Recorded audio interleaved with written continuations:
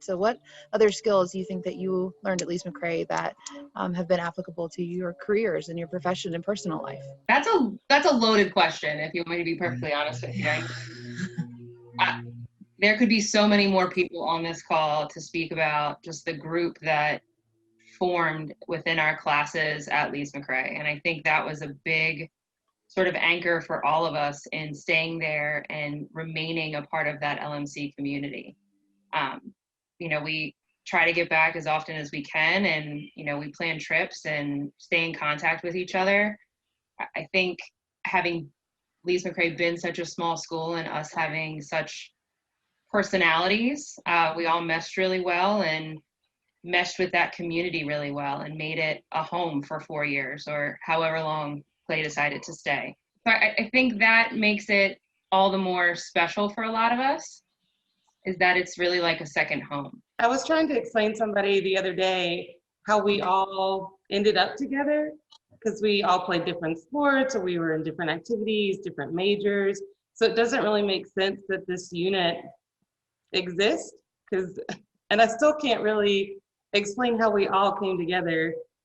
Like, I can pinpoint how I met this person or this person, right, but there's 15 of us that have just stayed in contact over the years, and there's we're still together. And it's kind of amazing that friend unit did develop and then just progressed and became this incredible support unit as we got older and got married and bought homes and changed careers and, had deaths in the family, and we were just always there for each other. And it was kind of amazing.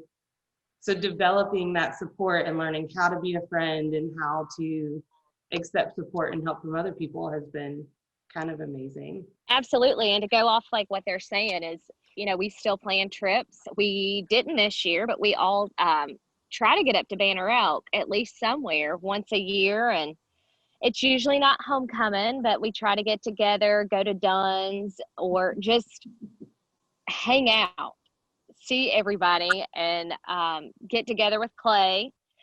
So we've been through a lot together. But when you look back, what memories, because our generation didn't have cell phones to take pictures of everything that happened on campus or recorded in Twitter. But so what were the memories that stuck that you guys look back and think are the fondest ones from your time in the mountains? Clay was there and Chris was there when Nicole had to call the fire department to our house on Old Turnpike because Nicole melted the electrical socket. And so she had, multiple space heaters running in her bedroom and ended up melting the electrical socket. Meanwhile, we're standing outside in our pajamas with animals because everybody was afraid the house was going to set on fire, which was probably possible with that house. It was old. And then a tree fell that same summer. So it was a great time in that house. What about homecoming? What are some of the memories and traditions that you guys had? Throughout the decades that I've talked to people, they're all really different. There was groups that remembered the parade. Other people don't remember homecoming as a student, but they always remember coming back in the traditions as an alum. I remember there used to be fireworks. Yeah, back in the day. I don't know if they still do it. And a big bonfire. Yeah, but we always had fireworks.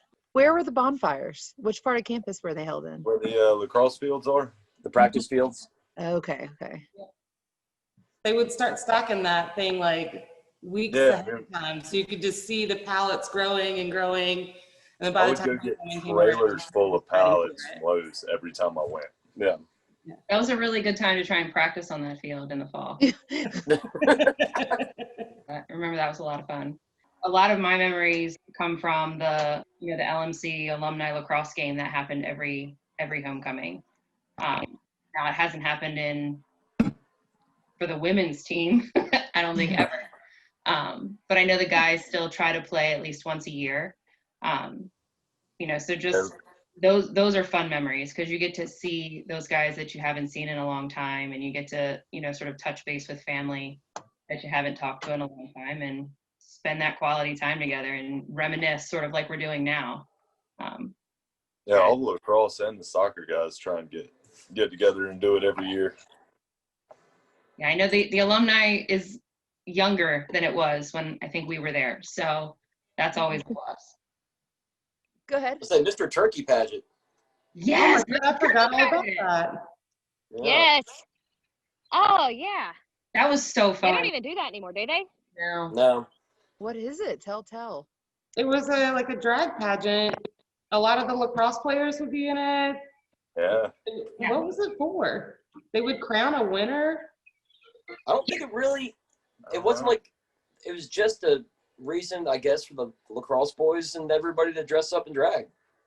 Because I know because I think whoever won got the cash prize, I want to say, and they would always go buy kegs. Yes. Go in for the party that night. Yeah. It was like everybody that got talked into it ever won this bought the cake. Well, it started as a sort of an initiation for a lot of the freshmen too on the lacrosse team. Yeah. It was a big deal. Everybody on campus went. Like, didn't they do it in? It was in Evans, wasn't it? Yeah. Yeah, like Yeah. It was a full production because it was on the campus activities board calendar. Like, it was a whole thing. Yeah, Mhm. Walk and I emceed like 2 years of that. the skinny like black dude, gay dude, what was his name? He always ran it. Brian. Yeah. Brian ran it. ran it. Yeah. Could not So were remember there his name. talents involved as well? Yes. They did. Somewhat, yeah. It Mhm. was a whole pageant. It was a legit pageant with the exception of the swimsuit. That would have made it better though. I don't think it would Yeah. have. I think it definitely would have been ended sooner rather than later. Could you imagine Box wearing a bathing suit? That's exactly what came to my mind. Boxing and swimsuit. No. What kept you there? What brought you there and what kept you there? We weren't friends freshman year. None of us knew each other. You can't say that's what brought you there. Well, I mean, No, I was planning on transferring once after we my got there. freshman year. Yeah. That's what kept you there. Was us. That's what kept us. My bad grades my freshman year. Can't really transfer when you got 2 Fs in your first year there. A lot of it's sports teams are what brought us there. Yeah. Right. Sports, and like Shelby, her brother went there, and my brother went there. So It was comfortable. It's actually the It only was reason I went was my brother yeah, went it was there. kind of one of those. Mhm. Actually, my brother got So- in, and then I had to go. So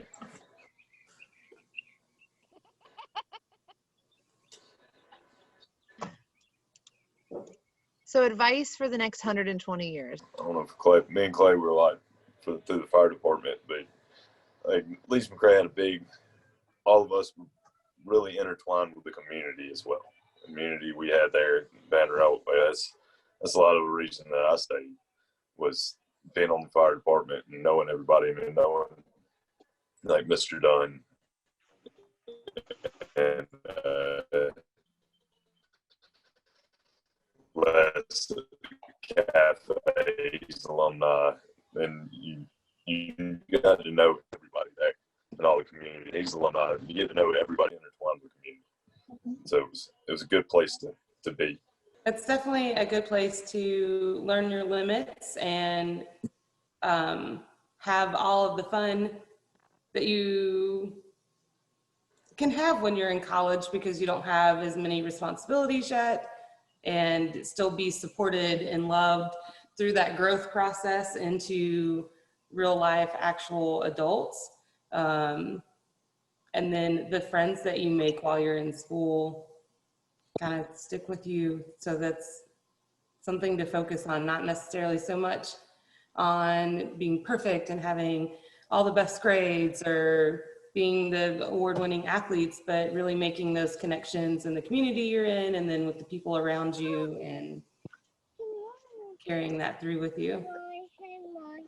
Yeah, I agree with that. I would also say that for anybody coming in, as a freshman, is don't discount the small community, small numbers. That you really have to give credit to Banner Elk and Lees-McRae as a whole. It's not just, we didn't just go there for school. We went there and we built, like I said, a second family, a home away from home. And I think anybody coming in there, you have to come in with an open mind and make your own memories.